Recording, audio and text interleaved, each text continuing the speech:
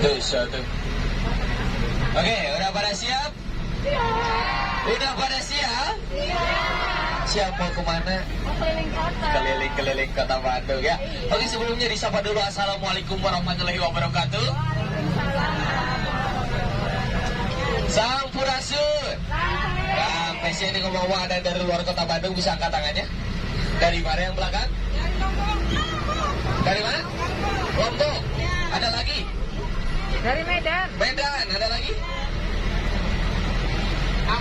Lampung, oke. Yang dari luar kota Bandung, selamat datang di Bandung dan selamat menikmati perjalanan memakai bandros. Ngomong-ngomong bandros ini, ada yang tahu gak sih kepanjangannya bandros itu apa?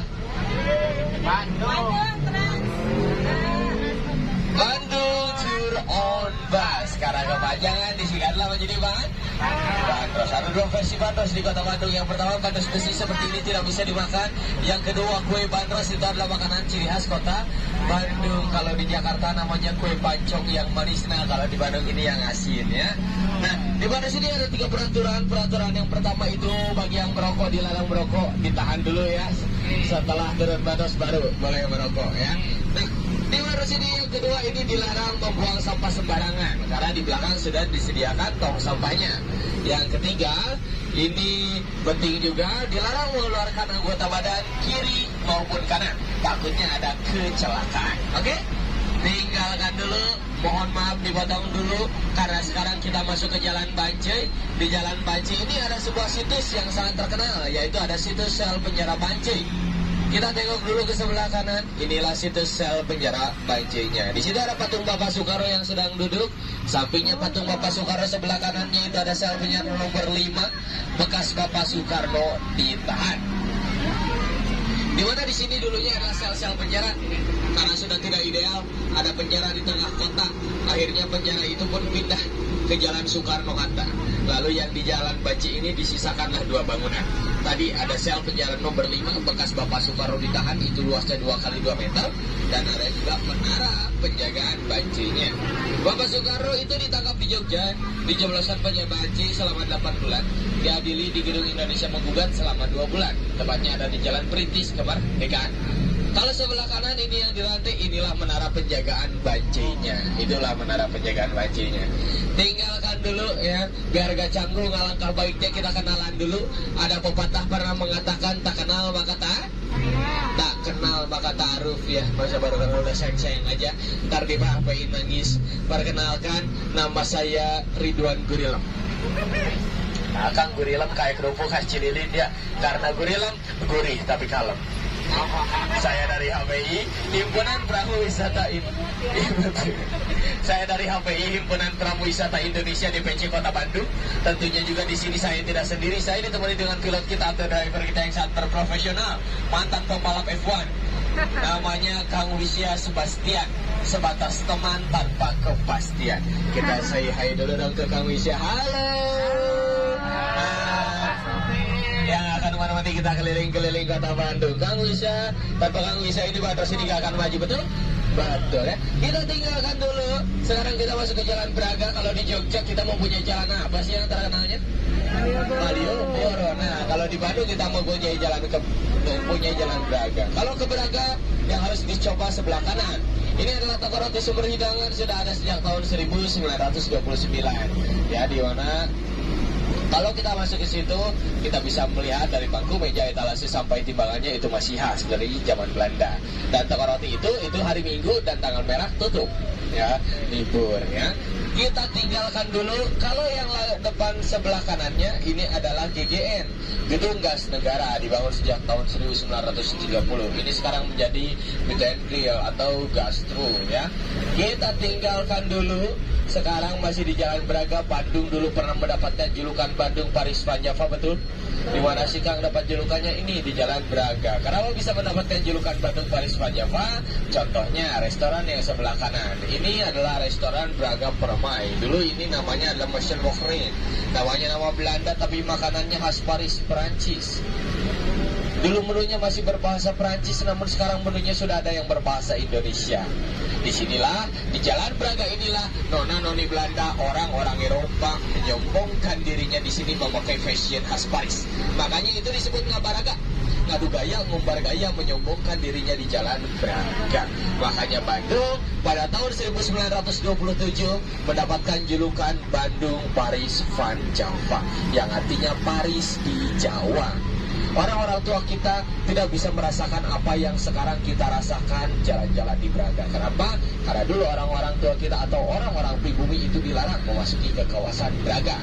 Makanya itu ada judul lagu, Jalan Braga Jalan Intelek, Jalan Braga Impian Orang Pinggiran, yang dinyanyikan oleh Etikus Endang. Dan alhamdulillahnya sekarang orang-orang pribuminya itu bisa menikmati Jalan Braga.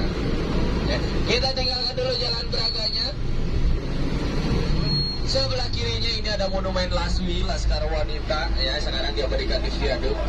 Kalau depan sebelah kirinya lagi, itu ada lokomotif pertama di kota Bandung, namanya si Gombar. Itu ada lokomotif pertama di kota Bandung, namanya si Gombar atau si Thomas. Kenapa saya bilang si Thomas? Karena dulu saya pernah guiding kayak gini, ada anak kecil protes gini, katanya, "Kak, itu bukan Gombar, tapi itu Thomas. Lebih baik mengalah." Karena anak kecil sekarang lihat kereta sebutnya Thomas. lihat bus warna biru sebutnya Tayo, ya.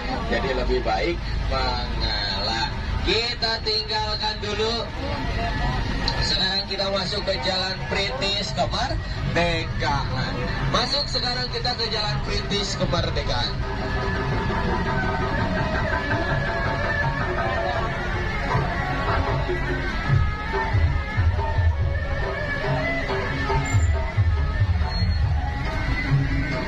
Masuk ke Jalan Perintis Kemerdekaan. Nah, di Jalan Perintis Kemerdekaan inilah Bapak Soekarno digugat selama 2 bulan. Nah, ini sebelah kiri.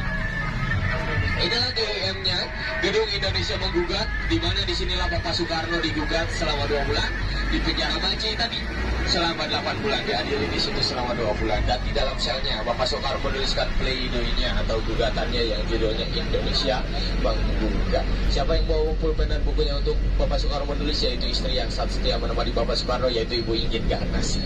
Ibu Inggit selalu datang ke selnya Bapak Soekarno dan tidak lupa membawa makanan kesukaannya Bapak Soekarno, yaitu tempe. Setelah digugat, Bapak Soekarno tidak bebas, tapi Bapak Soekarno dikurangi masa tahanannya menjadi 2 tahun. Dan Bapak Soekarno pun pernah berbilang, "Saya tidak ingin kembali lagi ke penjara Banci. Saya ingin pindah penjaranya, di mana di dalam penjara itu ada perpustakaannya." Dikabulkanlah, dipindahkanlah penjaranya, yaitu ke penjara Sukamiskin. Jadi Bapak Soekarno pernah di penjara Banci selama 8 bulan, diadili di Gedung Indonesia Menggugat selama 2 bulan, dan di penjara lagi di penjara Sukamiskin selama 2 tahun. Kita tinggalkan dulu tentang Bapak Soekarno-nya. Sebelah kanannya ini ada Balai Kota, atau orang Sunda ini sering menyingkatnya menjadi BAL. Sudah terbukti orang Sunda sering menyingkat-nyingkatkan kata Balai Kota disingkat menjadi BAL. Di Balai Kota ada kantor dinasnya Wali Kota Bandungnya. Baru minggu kemarin Wali Kota Bandung kita, Kang Odet, ya, beliau meninggalkan Kota Bandung lebih dulu, ya. Dan sekarang Wali Kotanya diganti oleh Wakil Wali Kotanya, itu Kang Yana. Tapi ingat, bukan Kang Yana yang hilang di Cadas Pangeran. Bukan, ya.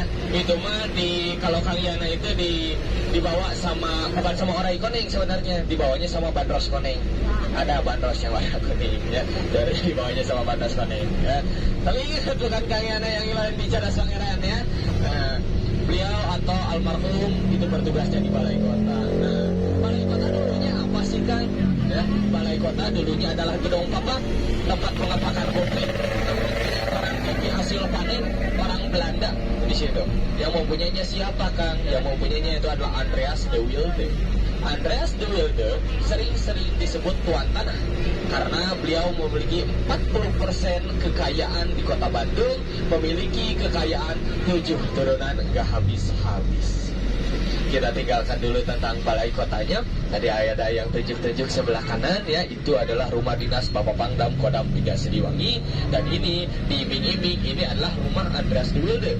Tapi dalam buku sejarah ini belum tercatat ini adalah rumah Andreas de Wilde atau bukan. Nah, jadi ini belum tercatat dan belum sah ini rumah peninggalan Andreas de Wilde atau bukannya. Kita tinggalkan dulu. Sekarang kita masuk ke Jalan Riau. atau Jalan LL RE Marta Dinata. LL-nya adalah sebuah gelar yaitu Laksamana Laut Raden Edi Marta Dinata atau Jalan Riau. Orang luar kota Bandung mengenal Jalan Riau ini dengan factory outletnya, namun orang Bandung asli mengenal Jalan Riau ini dengan Riau sebelahnya atau rumah sakit jiwanya ya. Namun Riau sebelahnya sekarang sudah nggak ada ya. Tapi kita tinggalkan dulu. Kalau ke kanan itu ke Jalan Merdeka. Di Jalan Merdeka itu terkenal dengan sebuah mall tertua di kota Bandung, namanya Mall Bandung Indah Plaza. Saya selalu sedih kalau lewat situ. Kenapa? Karena saya mengingat tahun 90-an banyak remaja-remaja kota Bandung yang bolos ke BIP. Ya, ada alumninya? Termasuk saya termasuk.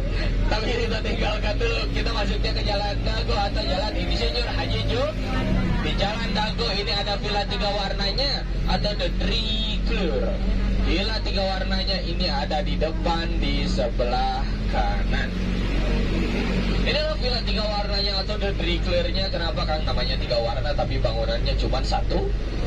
Disinilah yang menyimbolkan bendera Belanda pada zaman dulu, yang dimana di situ dulunya adalah tempat siaran radio milik Jepang, namanya Radio Domi, yang diambil alih oleh pemuda-pemuda Bandung untuk memproklamasikan kemerdekaan khususnya di kota Bandung. Lalu dibikinlah sebuah taman, yaitu Taman Radio. Tadinya taman itu mau dibangunnya di depan villa 3 warna, karena depan villa 3 warna tidak mempunyai lahan ya, dan sudah penuh. Akhirnya dibangunnya di depan di sebelah kiri, yang dulunya ini adalah Taman Fleksi, yang sekarang sudah diganti menjadi Taman Radio. Lalu bangunan itu pun dibeli oleh perusahaan Bank BTPN. Tapi dalam satu syarat, bangunan itu tidak boleh ada yang ditambahi maupun dikurangi, karena bangunan itu sudah memasuki bangunan heritage ya. Nah ini sebelah kiri inilah Taman Radionya, yang dulunya ini adalah Taman Fleksi. Kita tinggalkan dulu ya villa 3 warnanya. Kita kembali lagi ke Jalan Dago, karena sekarang kita ada di Jalan Dago atau Jalan Insinyur Haji Juanda. Ngomong-ngomong Jalan Dago, Kang, kenapa bisa dinamai Jalan Dago? Ya, Dago ini berawal dari bahasa Sunda, yaitu ngadaguan, yang artinya saling menunggu. Makanya ada ini orang Sunda kalau ketemunya itu bilang dagoan, dagoan. Nah, dalam bahasa Indonesia yang artinya tungguin. Bisa dilihat sepanjang Jalan Dago masih terdapat pohon-pohon besar, di mana di sini dulunya adalah hutan belantara. Di sini masih terdapat hewan-hewan buas dan perampok pada saat itu. Orang-orang Bandung Utara ingin ke kota atau kadayu ke menunggu ramai. Menunggu dalam bahasa Sunda yaitu tadi, saling menunggu itu padago. Karena orang Sunda apa yang dilihat, yang dirasa, yang didengar pasti jadi. Mereka menunggu ramai. Setelah menunggu, mereka bareng-bareng ke kotanya. Setelah di kota, mereka berbilang lagi ke tadi yang barengnya, Mang, dagoannya kewihna barang sian ku mau. Mang, dagoannya kewihna barang sian ku rampok. Mang, tungguin ya, nanti pulangnya bareng, takut sama rampok. Dago. Jadilah Jalan Dago. Sama halnya seperti ikonnya kota Bandung sekaligus ikonnya Jawa Barat, yaitu Gedung Sate. Ada yang tahu kenapa bisa dinamain Gedung Sate? Sudah terbukti kalau orang-orang latah, apa yang dilihat, yang dirasa, yang didengar pasti jadi. Kenapa bisa disebut Gedung Sate? Karena ada tusukan. Sebenarnya itu bukan tusukan sate, itu adalah penangkal petir, yang bulatannya pun bukan daging sate. Itu adalah bunga lotus yang menyimbolkan perdamaian.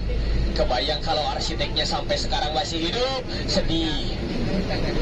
Karena dulu namanya bukan Gedung Sate, yaitu GD, yaitu Government Driven, ya, artinya gedung pemerintahan. Orang Sunda susah menyebut nama gedung itu. Lihat di atasnya seperti tusuk sate, itu di atasnya udah seperti tusuk sate, udah yakin ini mah gedung? Kebayang nggak? Kalau dulu Cilok udah terkenal, eta gedung namanya gedung apa? Saya nggak kebayang, serius, nggak bisa belah. Saya nggak kebayang, serius. Ikonnya kota Bandung, ikonnya Jawa Barat, apa gedung Cilok? Alah. Nanti ujung-ujung ada berita Bapak Ridwan Kamil sedang rapat di gedung Cilok. Alah. Untung sok sate duluan yang terkenal, jadilah sebut gedung. Mumpung kita lewat Gedung Sate, kita akan hitung berapa buletan yang ditusuknya. Kita akan lihat bareng-bareng ya, berapa buletan yang ditusuknya. Gedung Satenya ini ada di depan di sebelah kanan. Di gedung sate itu ada kantor dinas Gubernur Jawa Baratnya. Gubernur Jawa Barat itu sekarang Bapak Ridwan, atau sering kita sapa Kang Emil, bukan Ridwan Gurilem ya, awas. Ridwan Gurilem tugasnya di sini, di Bandros. Tinggalkan dulu. Sebelah kanan ini gedung satenya, kita akan hitung berapa buletan yang ditusuk. Kita akan hitung bareng-bareng berapa buletan yang ditusuk. Kang, di gedung sate ada tukang sate, ada ya. Di belakangnya gedung sate itu ada sate jando yang terkenal, ngantrinya itu bisa sampai 10 atau 15 meter. Sate jandonya ada di belakangnya gedung sate.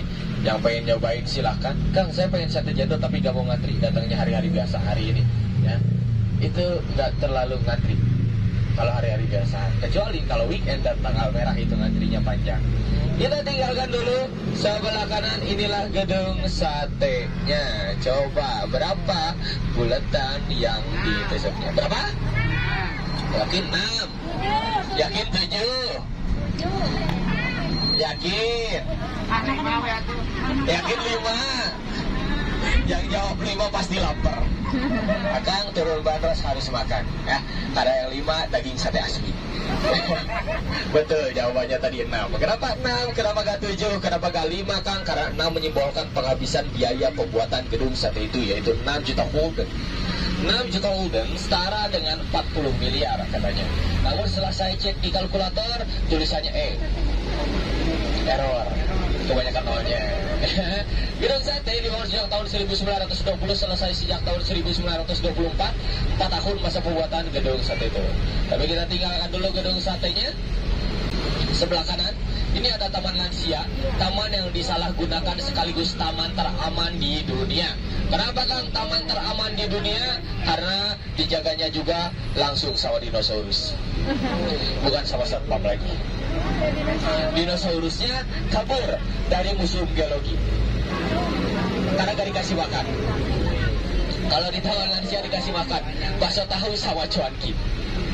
Makanya ada yang pernah masuk ke museum geologi, pernah lihat tulang dinosaurus. Nah sekarang udah mau habis tulangnya.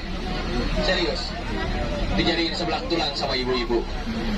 Kebayang sebelah tulang dinosaurus. Nah ini museum geologinya.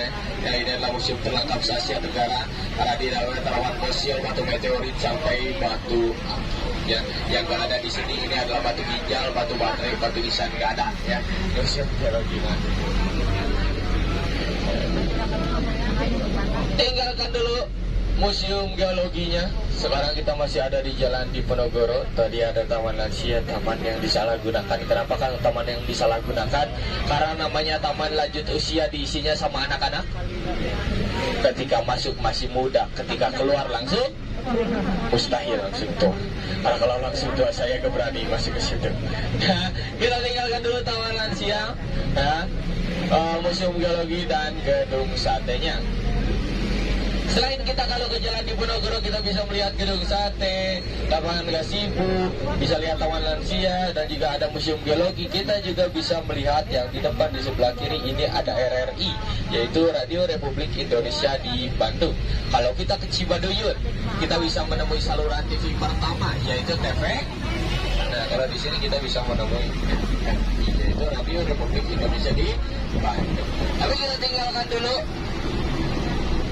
Ya. Di daerah Bandung banyak nama-nama daerah yang berawal dari kata Ci, betul? Seperti Cicadas, Cicahem, Cilaki, Cisangkuy, Citarum, Ciliwung, Cikudapate, Cihamplas, Cibaduyut, Cijerah, Cikopi yang bala-balahan, Cile, oh papai semuanya, Cilau, Cibuntu. Ya, kenapa Kang banyak nama-nama daerah yang berawal dari kata Ci? Karena Ci itu cai atau air. Dulu di sini dikelilinginya oleh air, atau ini dulu adalah sebuah danau purba. Dulu ini adalah sebuah danau purba, makanya di sini banyak nama-nama daerah yang berawal dari kata Ci. Kalau tadi kita naik, ada di alun-alun Bandung, tempat tadi kita naik, itu pada zaman itu, pada zaman Bandung dulu adalah sebuah danau, kita ada di kedalaman 15 meter kalau kita ada di alun-alun Bandung. Kang, Titik paling dasarnya ada di mana, Kang?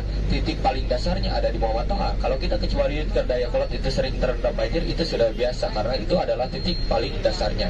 Mau dilakukan seperti apapun itu pasti terjadi banjir karena itu adalah titik paling dasarnya. Dulu ada gunung tertinggi, gunung tertua di Jawa Barat, namanya Gunung Cuda. Gunung Cuda meletus, membendung Sungai Citarum. Dalam kata Ngabendung, jadilah Bandung. Gunung itu pun menghilang, menyisakan anaknya yaitu Gunung Tangkuban Parahu. Gunung itu pun membentuk sasar Lembang. Dan amit-amitnya, kalau sasar Lembang longsor, Bandung seperti dulu lagi menjadi sebuah danau lagi. Makanya kepada perusahaan-perusahaan yang pengen membangun perusahaannya di daerah situ, di daerah pesisiran sasar Lembang, janganlah sasar Lembang dikeruk terus, ya. Memang mau Bandung seperti dulu lagi? Pasti nggak mau warga-warganya juga, ya. Nah, yang pengen lebih rincinya, pengen lebih tahunya, kenapa Kang bisa tahu gimana cara menghilangnya Gunung Purba itu, bisa datang ke Museum Geologi. Di situ ada alatnya lebih rincinya. Nah, di situ ada alat-alatnya yang lebih rincinya, ya. Kita tinggalkan dulu tentang Bandung dulu adalah sebuah danau, ya. Sekarang kita akan masuk ke Jalan Lombok. Ada orang Lombok di sini? Ada yang mau turun? Karena bentar lagi kita nyampe Lombok. Bentar lagi kita mau nyampe Lombok. Uniknya naik bandros gini, kita bayar 20.000 bisa keliling Nusantara, percaya gak? Sekarang kita masuk ke Lombok. Dari Lombok kita tembus ke Aceh. Dari Aceh kita masuk ke Sumatera. Dari Sumatera kita akan berakhir di dua benua, yaitu Asia dan. Jadi nanti kalau ada yang ngabarin lagi di mana, jawabnya lagi di Lombok, mau TW Aceh. Ya, berapa tiketnya? 20.000. Ya, daripada naik pesawat mahal, mending naik bandros, ya. Kita tinggalkan dulu. Nah, kalau yang sebelah kiri ini yang kuliner viral kemarin di sosial media, ada bakso Sultan, ngebakso sepanci, itu terkenal dengan bakso lobsternya juga. Kita tinggalkan dulu. Kalau yang depan ini juga viral di sosial media, yang tendanya biru, itu ada cumi mie ayam spesial. Kalau ini yang viralnya gara-gara tukang dagang ganteng mirip Ariel Noah, si yang pakai kaos warna biru, biru tua, bukan biru muda, ya. Tapi kalau ibu-ibu datang ke Jalan Lombok, yang dicarinya apa, Kang? Yang dicarinya yang di depan di sebelah kiri. Lokmi bakmi Lomboknya buka jam 10, tutup sampai jam 5, selalu penuh dan harus ngantri. Itu terkenal dengan kuah lominya yang kental. Satu porsi lominya itu 23.000. Tidak buka cabang di tempat lain, cuman ada di Jalan Lombok. Hanya informasi, tidak dapat komisi. Kita tinggalkan dulu, ya, Jalan Lomboknya. Kita akan berbelok ke kanan, masuk ke Jalan Aceh. Dan di Jalan Aceh kita akan melihat rumah mistis, karena Bandung terkenal dengan cerita mistis dan juga kuliner-kulinernya. Nah, di Jalan Aceh kita akan melihat rumah mistisnya, yaitu Rumah Kentang. Pernah dengar film Hantu Rumah Kentang? Kita akan lihat rumah kentang itu, di mana rumah kentang itu pernah dijadikan uji nyali di Trans 7 dan juga pernah dijadikan film hantu rumah kentang. Berarti hantunya hantu perkedel dong, hantu bahasa kentang. Kita akan lihat rumah kentangnya. Perlu diingat, yang di Bandung ini hanya tempat syuting part 2-nya. Rumah kentang yang aslinya itu ada di Jakarta. Dan yang di Bandung sekarang sudah tidak terlihat seram, karena sekarang sudah menjadi sebuah restoran, yaitu restoran Rumah Kentang. Jadi sekarang sudah tidak terlihat seram lagi. Jadi yang ingin nyobain makan di Rumah Kentang, ini ada di Jalan Aceh, ya. Kalau Rumah Kentang yang aslinya itu ada di Jakarta, ini hanya tempat syuting part 2-nya, ya. Rumah kentangnya ini ada di depan di sebelah kanan. Kalau dulu belum direnovasi dan pohon-pohon di depannya ini belum pada ditebang, ini sangat terlihat seram. Tapi kalau sekarang sudah direnovasi, sekarang sudah tidak terlihat seram lagi. Malah sekarang terlihatnya mewah, ya. Kita tinggalkan dulu rumah kentangnya. Sebelah kanan ini ada lapangan Saparua. Disinilah komika Uus, ya. Sebelum menjadi komika, dia sering nongkrong di sini bareng teman-temannya. Lihatin ibu-ibu yang sedang lari sore-sore. Uus tuh, ya, di situ nongkrongnya. Tapi kalau sebelah kiri ini adalah Kodiklat Ade. Di mana Kodiklat Ade ini dulunya ini adalah pasar tahunannya orang-orang Belanda yang bernama Jaarbeurs. Di mana disinilah orang-orang pribumi tidak bisa membeli tiketnya. Sebelah kanan, disinilah disimpan lampu untuk menyorot pasar tahunannya. Lampunya juga sangat besar disimpannya di sini. Ini dulu namanya adalah Moluccan Park. Karena Indonesia sudah merdeka, khususnya di kota Bandung, tidak mau lagi memakai nama-nama asing. Akhirnya Moluccan Park itu pun diganti menjadi Kalau saya malam-malam disuruh lewat antara Rumah Kentang atau Taman Maluku, saya lebih baik lewat Rumah Kentang, serius. Karena Taman Maluku penampakannya lebih real ya, lebih asli. Sieun di kota, bencong atau ACDC, si laki-laki bertulang lunak. Kalau siang jadi dewa, kalau malam jadi kalau siang pakai lepis, kalau malam pakai Alhamdulillah, tapi bencong-bencong di situ sudah pada tobat-tobat, termasuk saya. Gaya guyon bercanda ya. Kita tinggalkan dulu Rumah Kentang dan Taman Malukunya. Sebelah kanannya ada taman lalu lintas atau Taman Ade Irma Nasution. Dulu cuma ada 2 tempat bermain buat anak-anak di kota Bandung. Cuma ada Taman Lalu Lintas dan Kebun Binatang Bandung. Sekarang taman bermain buat anak-anak itu sudah banyak. Ini ada Taman Lalu Lintas. Ada yang ingin lihat pesawat tuh, ada di depan di sebelah kanan ada pesawat jet. Pesawatnya asli ya, yang diambil cuma mesinnya doang. Itu ada pesawatnya. Di mana Taman Lalu Lintas ini dulunya ini adalah tempat latihan baris berbarisnya tentara Belanda. Kita tinggalkan dulu Taman Lalu Lintasnya. Sekarang kita masuk ke Jalan Sumatera. Dan di Jalan Sumatera ini ada SMPN favorit di kota Bandung. Ada SMP Negeri 2 dan SMP Negeri 5. SMP Negeri 2-nya ini ada di depan di sebelah kiri. Bangunan yang berwarna hijau, nanti kita tengok dulu ke sebelah kiri. Ini di atasnya ada tulisan ANO. Di sampingnya ini ada tahunnya, tahun 1913. ANO yang artinya berdiri sejak tahun 1913. Bapak Ridwan Kamil, Gubernur Jawa Barat, lulusan SMP Negeri 2. Bapak Raffi Ahmad Sultan Andara, ayahnya Rafatah, lulusan SMP Negeri 5. Bapak Iwan Fals, musisi Indonesia, lulusan SMP Negeri 5. Almarhum Bapak B.J. Habibie, lulusan SMPN Negeri 5 ini. Jadi ini adalah SMPN favorit di kota Bandung, di mana pembangunannya persatuan antara Eropa dan Betawi. Eropanya dari mana, Kang? Eropanya dari pagar-pagarnya, Betawinya dari bawah genting-gentingnya dan jendelanya yang bertemakan Art Deco. Sebelum gedung sate dibangun, sekolah ini sudah ada. Karena tadi gedung sate dibangun sejak tahun 1920, selesai sejak tahun 1924. Sekolah ini sudah ada sejak tahun 1913. Kita tinggalkan dulu ya sekolahannya. Masih di Jalan Sumatera, di depan. Ini ada yang tahu gak? Kita akan melewati jalan apa? Ayo, jalan apa? Jalan apa? Betul, adanya jalan kereta api. Karena kita akan melewati jalan, yaitu jalan kereta. Naik bandros jangan terlalu serius. Lupain dulu masalah di rumah. Lupain dulu cucian di rumah. Turun bandros, ingat lagi. Tepuk tangan dulu dong buat adenya, ya, yang udah menjawab. Rel kereta api itu sebagai pembatas antara Bandung Utara dan Bandung Selatan. Bandung dulu sudah dibagi 2, antara Bandung Utara dan Bandung Selatan batasnya rel kereta api. Kang, Bandung Utara diisinya sama siapa, Kang? Bandung Utara diisi sama orang-orang Belanda, orang-orang Eropa. Karena Bandung Utara dulu adalah kawasan elitnya orang-orang Belanda. Bandung Selatan diisinya sama siapa, Kang? Bandung Selatan diisinya sama orang-orang pribumi, orang-orang Tionghoa, dan orang-orang Arab. Makanya di Bandung Selatan itu ada nama jalan yang bernama Jalan ABC.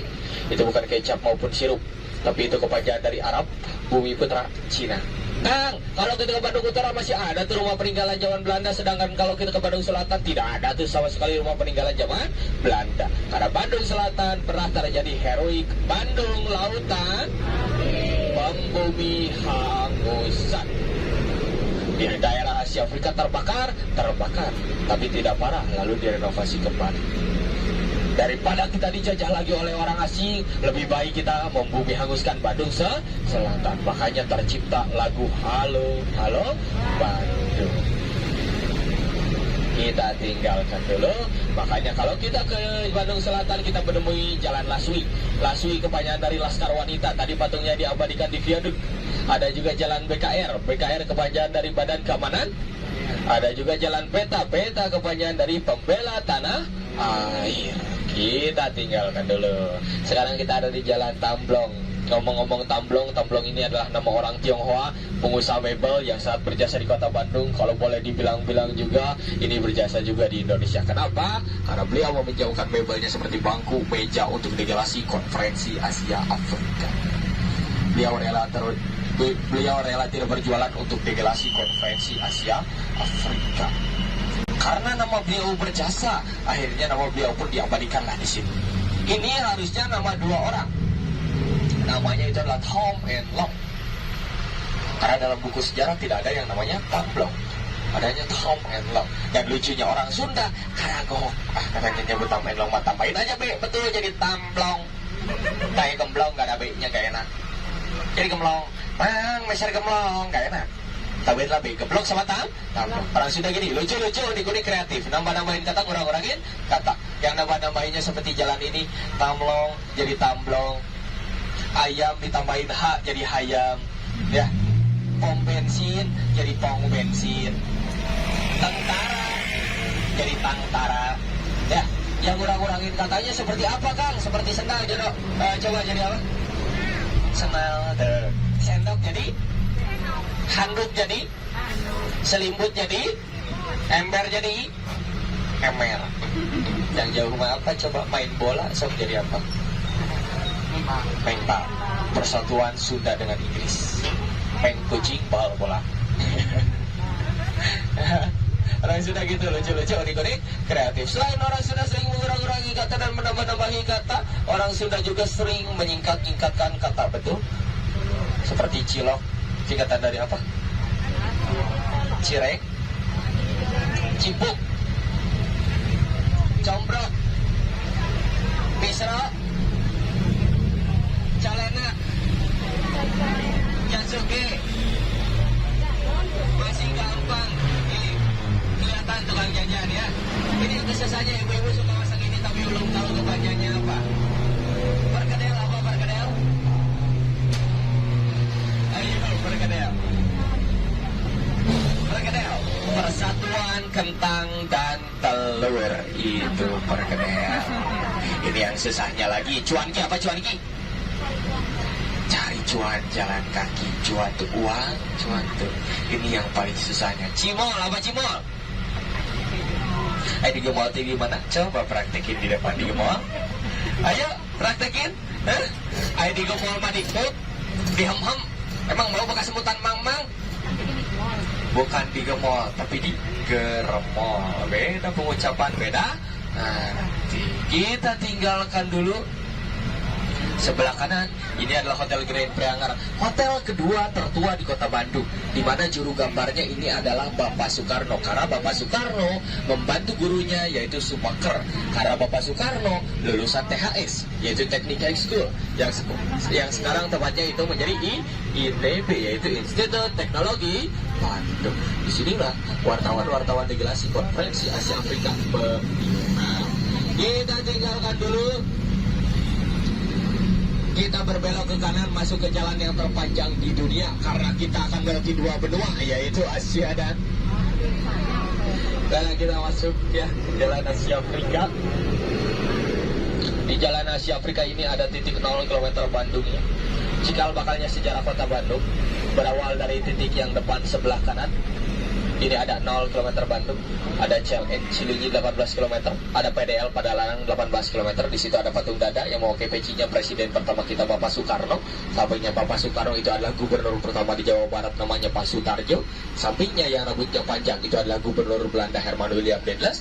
Yang memakai belangkonnya itu adalah Bupati Bandung Wiranata Kusuma II. Di atasnya itu bukan lokomotif tapi itu adalah stum yang membuat jalan aspal di sini.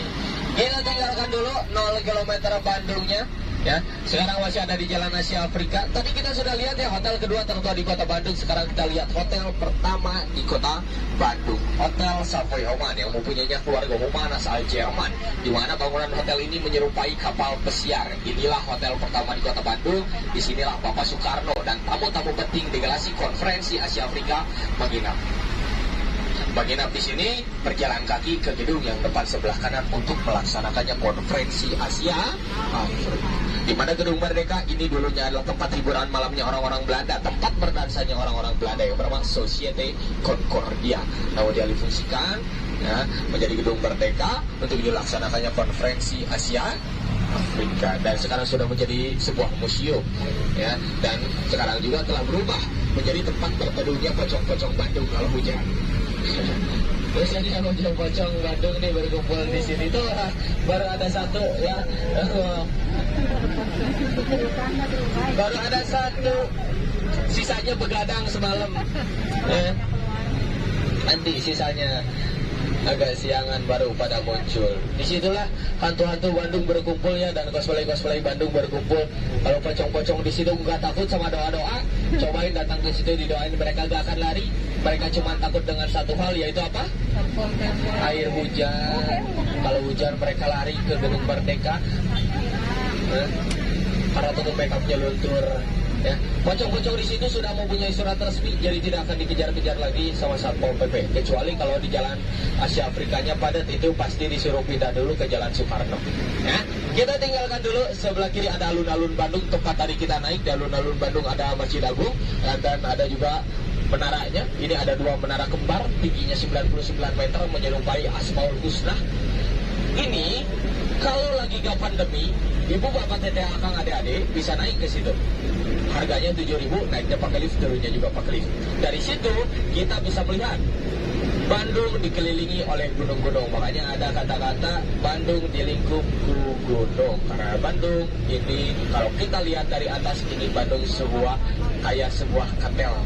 Ya, makanya Bandung dulu adalah sebuah danau. Kita tinggalkan dulu. Kita kembali lagi ke Jalan Asia Afrika. Dulu nama jalan ini bukan Jalan Asia Afrika, tapi Krut atau Causeway, yang artinya Jalan Raya Pos. Karena terjadi konferensi Asia Afrika tahun 1955, jalan ini pun berganti nama menjadi Jalan Asia. Jalan ini dibangun dari Anyar sampai Panarukan yang membentang kurang lebih 1000 km. Di mana pembangunan ini secara bertahap. Ya, kita tinggalkan dulu. Kita bentar lagi akan berbelok ke kiri, masuk ke Jalan Otista atau Oto Iskandar di. Kalau ke kanan itu ke Pasar Baru, karena Pasar Baru Perboden satu arah, jadi harus muter dulu ya. Kalau ke Pasar Baru, di Pasar Baru tempat ibu-ibunya lupa waktu, lupa arah jalan pulang, lupa sesehan, lupa isi dompet, lupa segalanya di pasar. Intinya mah cuanki ya. Apa Kang cuanki? Cul anak cul salaki. Ya, di Pasar Baru. Kata si akangnya betul. Sangat mendukung. Kita tinggalkan dulu Pasar Barunya. Kita masuk ke Jalan Otista atau Oto Iskandar di Nata. Kalau di depan kita berbelok ke kanan masuk ke Cibadak. Cibadak bisa tembus ke Sudirman Street. Ini yang dari luar kota Bandung bingung pengen kulineran, itu bisa Cibadak, Sudirman Street. Tapi bagi yang muslim pengen kulineran di Sudirman Street atau Cibadak, wajib tanya-tanya, karena ada juga yang gak halal bagi yang muslim. Karena di situ tidak ada tulisan halal atau enggak halalnya ya. Yang muslim pengen kulineran atau pengen lebih enaknya, ini ada di Jalan Lengkong Kecil ya. Dari tadi tempat tadi kita naik itu tinggal lurus ya, dari tempat lurus lagi itu tembusnya ke Lengkong Kecil. Itu kulinernya dari sore sampai malam. Ada juga di Batu Ukur ya, itu yang senang bebek bisa datang ke di Batu Ukur. Di situ terkenal dengan bebek omarisnya. Tapi kita tinggalkan dulu tentang kulinernya, karena bentar lagi kita akan berbelok ke kiri masuk ke Jalan Kepatihan. Kalau kita sudah menemui Jalan Kepatihan, berarti bentar lagi kita gak kerasa udah mau sampai lagi. Gimana puas naik bandrosnya, puas?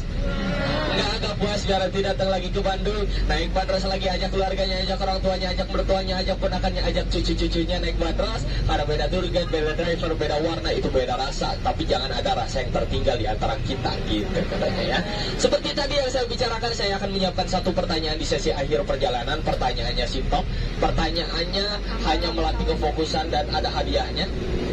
Udah pada siap? Dan pertanyaannya adalah, berapakah lampu merah yang kita lewati? 3.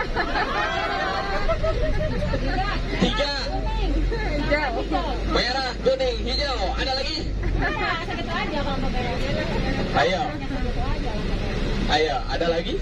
2. Ada lagi? 5. jawabannya salah semuanya. Jawabannya simpel sebenarnya, jawabannya nol. Kenapa kan nol? Karena yang kita lewati lampu hijau, bukan lampu merah. Merah berarti hijau, maju. Nggak fokus semuanya. Turun bandros, wajib beli aqua biar fokus ya. Diperiksa kembali barang bawaannya, jangan sampai ada yang tertinggal.